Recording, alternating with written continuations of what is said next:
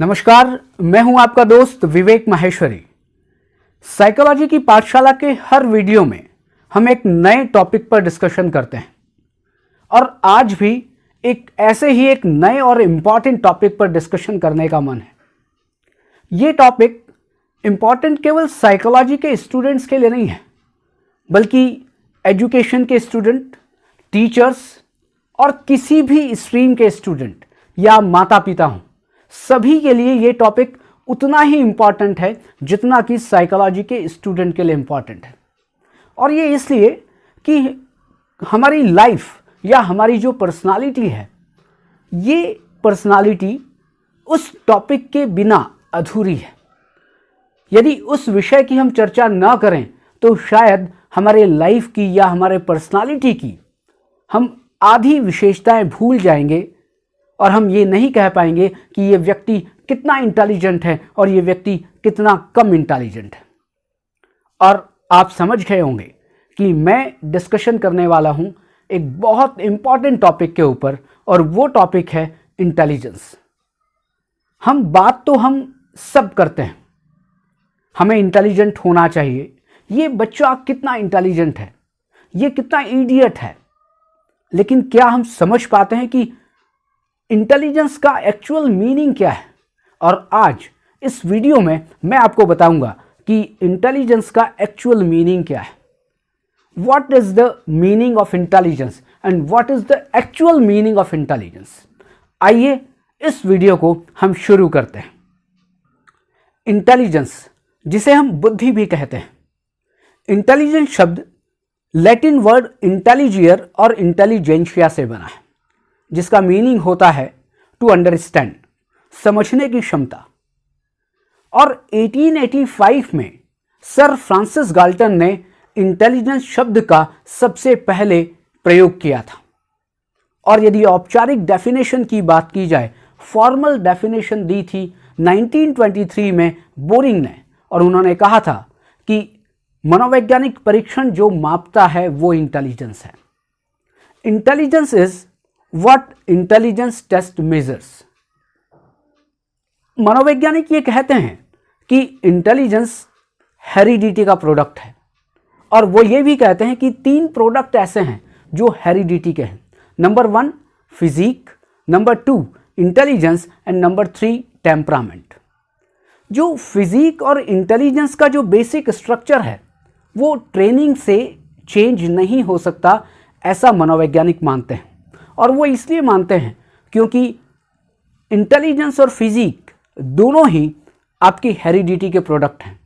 वैसे तो तीसरा जो प्रोडक्ट हेरिडिटी का है वो है टेम्परामेंट, लेकिन टेम्परामेंट के लिए ये कहा जाता है कि टेम्परामेंट जो आपका स्वभाव है वो इन्वायरमेंटल फैक्टर से चेंज हो सकता है। लेकिन इसको बहुत सारे साइकोलॉजिस्ट ने या बहुत सारे योगाचार्यों ने इस बात को क्रिटिसाइज किया कि नहीं, इंटेलिजेंस को भी इम्प्रूव किया जा सकता है।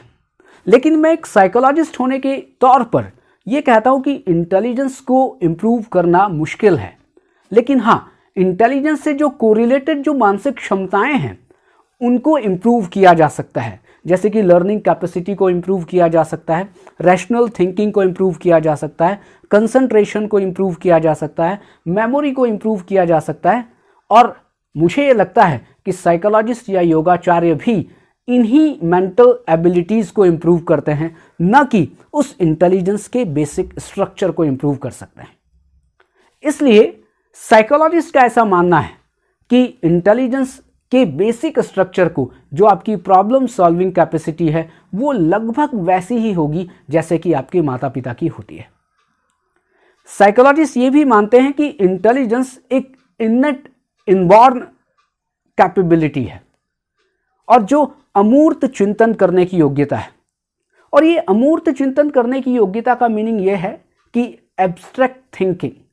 एब्स्ट्रैक्ट थिंकिंग का मीनिंग है कि एक ऐसी एबिलिटी जो कि दिखाई नहीं देती, जो कि मेंटल है, वो फिजिकल नहीं है, वो इनविजिबल है। क्या आपकी थॉट प्रोसेस दिखाई देती है?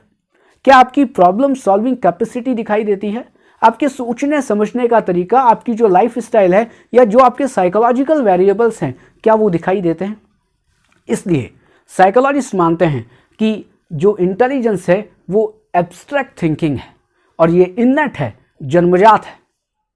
वैसे तो हम सभी इंटेलिजेंस को समझते हैं और अपने तरह से उसको डिफाइन करने की कोशिश करते हैं, लेकिन साइकोलॉजिस्ट ने इंटेलिजेंस को 3 तरह से एक्सप्लेन करने की कोशिश की है।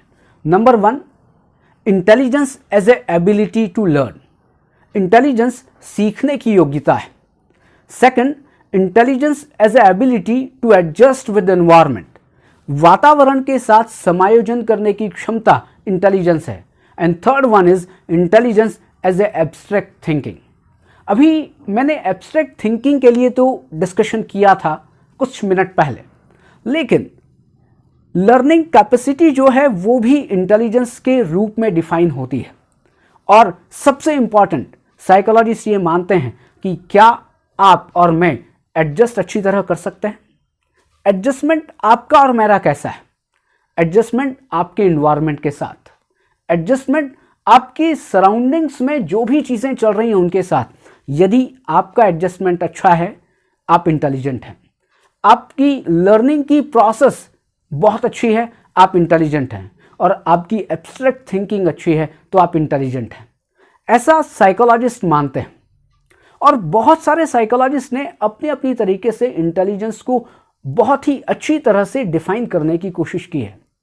लेकिन मैं यहां पर एक बहुत ही फेमस साइकोलॉजिस्ट और जिनका नाम है वेशलर, और आपने सुना होगा कि वेशलर ने इंटेलिजेंस टेस्ट डेवलप किए हैं जो कि एडल्ट्स के लिए भी हैं और बच्चों के लिए भी है। आज अपने इस वीडियो में मैं उन्हीं की डेफिनेशन को कोट करना चाहूंगा।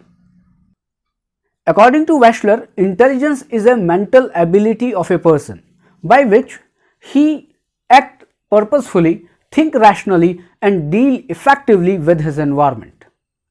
व्यक्ति की ऐसी मानसिक क्षमता है जिसके द्वारा एक व्यक्ति बहुत ही पर्पसफुली क्रिया करता है, विवेकपूर्ण चिंतन करता है और वातावरण के साथ बहुत अच्छी तरह से समायोजन करता है। ये 3 विशेषताएं ऐसी हैं जो कि हर एक व्यवहार में देखी जाती हैं। हमारा व्यवहार पर्पसफुली है और वो पर्पसफुल व्यवहार बुद्धि के द्वारा होता है, क्योंकि बुद्धि पर्पसफुल एक्ट है। हम अपने व्यवहार में विवेकपूर्ण चिंतन करते हैं। हम जो भी व्यवहार करते हैं हमारी थिंकिंग उसमें इन्वॉल्व होती है। बुद्धि विवेकपूर्ण चिंतन है और हम 24 आवर्स अपने इन्वायरमेंट के साथ बहुत अच्छी तरह एडजस्ट कर पाते हैं, तभी हम और दूसरे लोग अच्छी तरह से सरवाइव कर पाते हैं। ये डेफिनेशन वेशलर ने दी थी। हम कोई भी साइकोलॉजिस्ट की डेफिनेशन को देखें, वो इंटेलिजेंस को लेकर एक बात जो अवश्य कहते हैं वो ये कहते हैं कि इंटेलिजेंस को समझना है तो इंटेलिजेंस को किसी एक मेंटल एबिलिटी के बेस पर एक्सप्लेन नहीं किया जा सकता। इंटेलिजेंस बहुत सारी क्षमताओं का योग है, इसलिए वो कहते हैं कि intelligence is the cluster of multiple mental abilities, या intelligence is the sum total of multiple mental abilities. लेकिन हमारी सबसे बड़ी गलती यह है कि जब भी हम इंटेलिजेंस को डिफाइन करते हैं या जब भी हम किसी के लिए इंटेलिजेंस को लेकर प्रिडिक्शन करते हैं तो हम केवल उसकी एक कोई मेंटल एबिलिटी को लेकर प्रिडिक्शन करते हैं, बल्कि जब भी किसी के लिए भी इंटेलिजेंस को लेकर प्रेडिक्शन करना हो या इंटेलिजेंस को समझना हो तो हमें उसकी मल्टीपल मेंटल एबिलिटीज़ को मिलाना पड़ेगा और मिलाने के बाद ये कहना पड़ेगा कि कोई व्यक्ति कितना इंटेलिजेंट है। लेकिन जो साइकोलॉजिस्ट ने उन्होंने अलग अलग तरह से बहुत सारे साइकोलॉजिकल टेस्ट डेवलप किए और जो साइकोलॉजिकल टेस्ट अलग अलग मेंटल एबिलिटी को लेकर इंटेलिजेंस को मेजर करते हैं, इंटेलिजेंस का असेसमेंट करते हैं। इंटेलिजेंस को लेकर एक इंपॉर्टेंट फैक्ट और भी है, वो ये है कि इंटेलिजेंस 15-16 साल तक बढ़ती है और उसके बाद इंटेलिजेंस बढ़ती नहीं है। इंटेलिजेंस बिल्कुल स्टैटिक हो जाती है, थोड़ा बहुत अंतर आता रहता है।